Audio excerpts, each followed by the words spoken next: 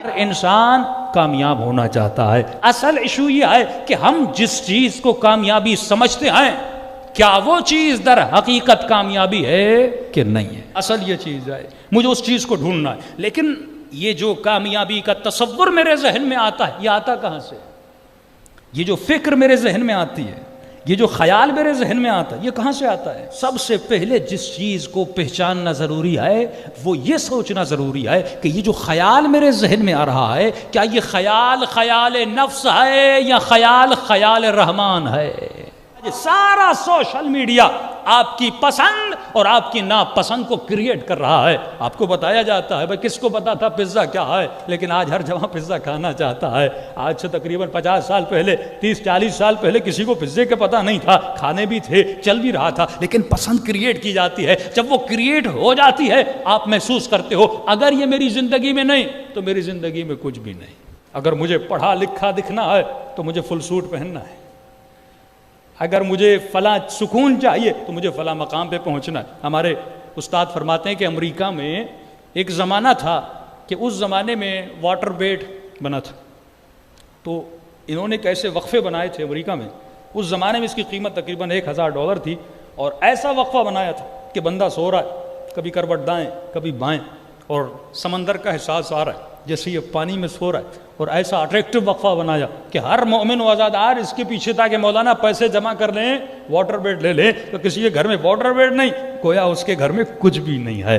یہ چیزیں جو ضرورتیں جو ہم پیدا کرتے ہیں, سوال یہ ہے ضرورتیں تیرے وجود میں پیدا کون کر رہا ہے؟ کیا ضرورتیں خدا کی طرف سے آ رہی ہے یا شیطان کی طرف سے آ رہی ہیں؟ سب سے پہلی چیز جو انسان کو پہچاننی ہے اسے یہ دیکھنا ہے کہ جو فکر میرے ذہن میں بن رہی ہے یہ فکر کہاں سے آ رہی ہے. کیا یہ فکر رحمان کی طرف سے ہے یا یہ فکر شیطان کی طرف سے ہے؟ اور یہ کب پتہ چلے گا؟ جب تک تم معرفت النفس کا علم حاصل نہیں کرو گے. تبھی فرمایا یہ علم واجب ہے, کیونکہ اللہ کی معرفت واجب ہے, اور اس کا مقدمہ ہے کہ من عرف نفسہ فقد عرف ربہ. جس نے نفس کو پہچانا اس نے خدا کو پہچانا. تو اپنے بچوں کو نفس کی معرفت دلائیے, علم النفس کا پتہ لگائیے. تو یہ علم النفس مجھے ملے گا تو کہاں سے ملے گا؟ میں حاصل کروں تو کہاں سے حاصل کروں؟ تو فرمایا اے مومن, اگر علم النفس حاصل کرنا چاہتے ہو, اور جب یہ علم تیرے پاس آ جائے گا خدا تجھے ابدی سکون عطا کرے گا. جس نے مال کو دولت تو ایمان کو مال و دولت کو سکون سمجھا تھا, آج آپ دیکھ لیجئے بڑے بڑے بنگلوں میں رہنے والے,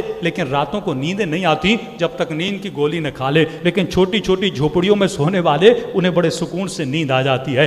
کس دنیا نے نظریہ دیا اگر بلینئر بن جاؤ گے تو تمہاری زندگی آباد ہو جائے گی. آج دیکھیے پورے ویسٹرن ورلڈ کو سب سے زیادہ جو سوسائڈ ہوتا ہے وہ کہاں پہ ہوتا ہے؟ ویسٹرن ورلڈ میں ہوتا ہے. بھئی اگر مال کا نہ ہونا ناکامی تھی تو غریب ملکوں میں سوسائڈ ہونا ہوتا. آج اسلام آباد چلے جائیے, بڑے بڑے ایکٹر, بڑے بڑے سنگر آپ دیکھیں گے, بالی ووڈ کے ہالی ووڈ کے, مال بھی ہے, دولت بھی ہے, گاڑی بھی ہے, لیکن صبح کو دروازہ کھولتے ہیں کیا دیکھتے ہیں؟ وہ لٹکا ہوا ہے. اس کے پاس دولت تو آ گئی, لیکن دولت فرماتے ہیں بیوی, دولت, گھر, گاڑی, یہ جتنی چیزیں ہیں یہ ٹیمپریری سکون تو تجھے دے سکتے ہیں, لیکن ابدی سکون نہیں دے سکتے. ابدی سکون کہاں ملتا ہے؟ فرمایا ابدی سکون کو باہر تلاش مت کیا کرو. ابدی سکون باہر کی چیزوں میں نہیں ہے, ایکسٹرنل چیزوں میں نہیں ہے. مولا ابدی سکون کہاں ہے؟ فرمائیے اتنی آسان چیز ہے اور اتنی بہترین نعمت ہے کہ جس کو تلاش کرنے کی ضرورت نہیں ہے. ابدی سکون خدا نے تیری ذات کے اندر رکھا. اصل سکون تیرے اندر ہے. تو باہر کیوں تلاش کرتا ہے؟ تو گاڑی کو سکون کیوں سمجھ رہا ہے؟ تو منگلے کو سکون کیوں سمجھ رہا ہے؟ اصل سکون تیرے اندر ہے. وہ ٹیمپریری چیزیں ہیں, زندگی کو گزارنے کے اسباب ہیں, اسے مقصد نہ بنانا. اور ایک جملہ سن لیجئے, فرمایا ہر وہ شے جس کو فنا ہے اس کے حصول سے تمہیں سکون نہیں مل سکتا. گاڑی کو فنا ہے, مال کو فنا ہے, دولت کو فنا ہے, دنیا کو فنا ہے, اس جسم کو فنا ہے, شہوت کو فنا ہے, لذت آئے دنیاوی کو فنا ہے, ہر چیز کو فنا ہے. اس میں تم بقا کی تلاش میں نہ نکلا کرو, اور جس چیز کو بقا ہے اسی میں خدا نے سکون رکھا ہے. پروردگارہ بقا کس میں ہے؟ آباد آئی الا بذکر اللہ تطمئن القلوب. جس چیز سے دل مطمئن ہوتے ہیں وہ ذکر پروردگار عالم ہے. ذکر ہے جو دلوں کو مطمئن کرتا ہے, یہ ذکر پروردگار عالم.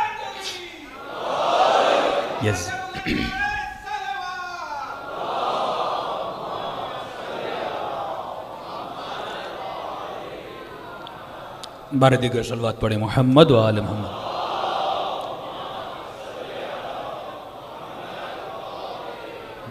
یہ ذکر پروردگار عالم ہے جو تمہارے وجود میں کیا پیدا کرتا ہے؟ سکون پیدا کرتا ہے۔